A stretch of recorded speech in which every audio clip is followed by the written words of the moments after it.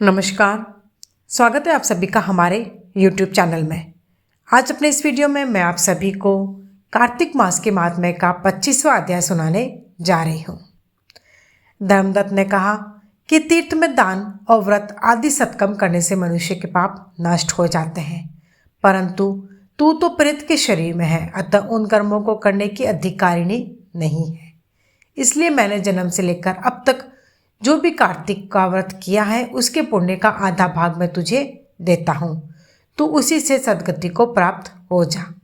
इस प्रकार कहकर धर्मदत्त ने मंत्रों का श्रवण कराते हुए तुलसी मिश्रित जल से ज्यों ही उसका अभिषेक किया, त्यों ही वह प्रेत योनि से मुक्त हो प्रज्वलित अग्निशिखा के समान तेजस्विनी एवं दिव्य रूप धारिणी देवी हो गई और सौंदर्य में लक्ष्मी जी की समानता करने लगी। तदंतर उसने भूमि पर दंड की भांति गिरकर ब्राह्मण देवता को प्रणाम किया और हर्षित होकर गदगद वाणी में कहा, हे द्विश्रेष्ठ, आपके प्रसाद से आज मैं इस नरक से छुटकारा पा गई। मैं तो पाप के समुद्र में डूब रही थी और आप मेरे लिए नौका के समान हो गए। वह इस प्रकार ब्राह्मण से कह रही थी कि आकाश से एक दिव्य विमान उतरता दिखाई दिया। वह अत्यंत प्रकाशमान एवं विष्णु रूपधारी पार्षदों से युक्त था। विमान के द्वार पर खड़े हुए पुण्यशील और सुशील ने उस देवी को उठाकर श्रेष्ठ विमान पर चढ़ा दिया। तब धर्मदत्त ने बड़े आश्चर्य के साथ उस विमान को देखा और विष्णु रूपधारी पार्षदों को देखकर साष्टांग प्रणाम किया।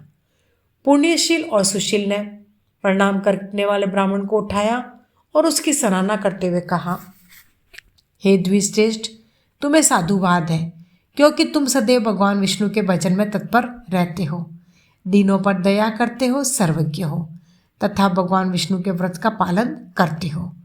तुमने बचपन से लेकर अब तक जो कार्तिक व्रत का अनुष्ठान किया उसके आधे भाग का दान देने से तुम्हें 2 गुना पुण्य प्राप्त हुआ और सैकड़ों जन्मों के पाप नष्ट हो गए।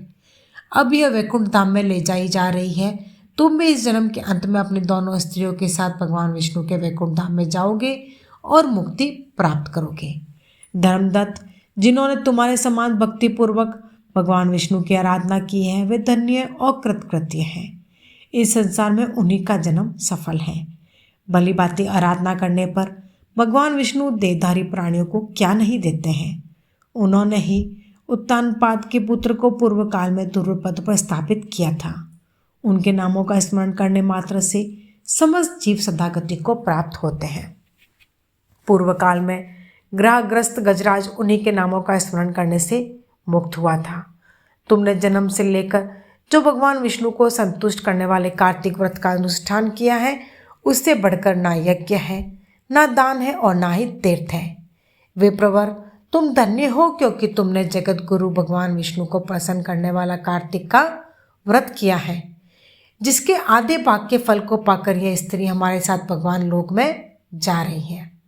इस प्रकार कार्तिक मास के महात्म्य का 25वां अध्याय पूर्ण हुआ। जय श्री हरि, जय श्री कृष्ण।